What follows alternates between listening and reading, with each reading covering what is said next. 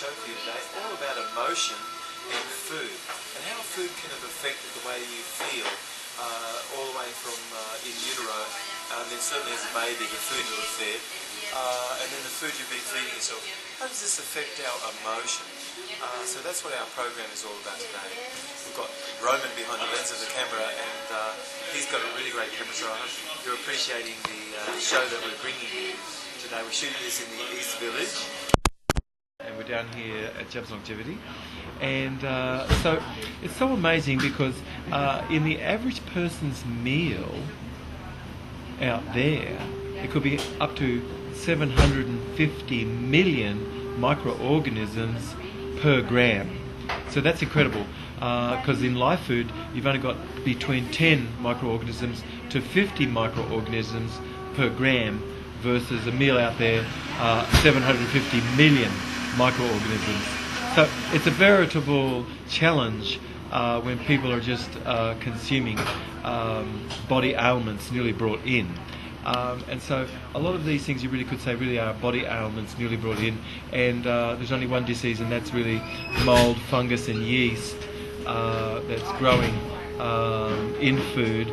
And also it's so amazing actually, the food, of course dairy, there's 150 million microorganisms per gram, and that's just putting it mildly. So when these things get into the body, there can be all sorts of funguses, molds and yeasts that can be in the blood. And it's so amazing because there's actually a process of looking at blood called live blood cell analysis, which uses dark field and bright field microscopic lighting technique, and quite a few things have been illuminated.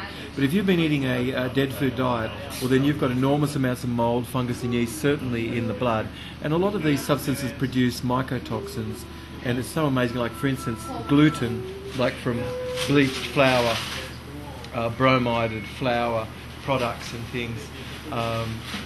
Ergot is a fungus that grows on all glutinous sorts of grains and things, and ergotamine is a mycotoxin that comes from ergot, and lysergic acid, which that's what LSD is, lysergic acid can come from that ergot.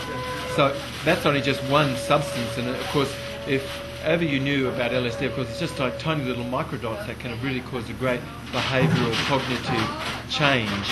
And so people are bringing in a lot of things, and even as vegetarians, of course, peanuts have at least 27 funguses alone. Corn has 27 funguses.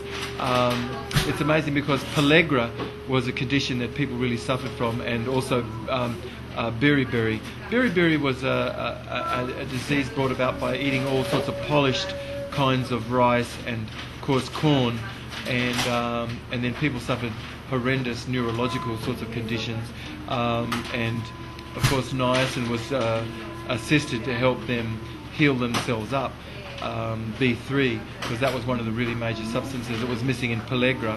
And beriberi was also a major disease which affected people enormously in times gone by, and that's actually B1, thiamine, that's missing from all of those foods.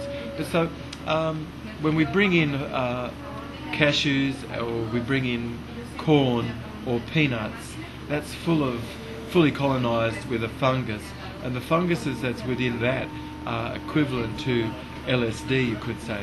So when people eat those things, they can really have affected their brains, and the brain can have less than really remained peaceful and in a meditative state as a result of food. So when we come back, we're going to be talking a little bit more about this. I hope this is really an enjoyable program to you. It's all about how food affects our emotion, and when we come back we're going to be talking a little bit about how could this have affected you as a baby, and then how could that have had some effect on the way that you process information today. This is Dr. David Jubb. This is The Universe Inside Our Mind. Stay tuned for some more exciting information coming up.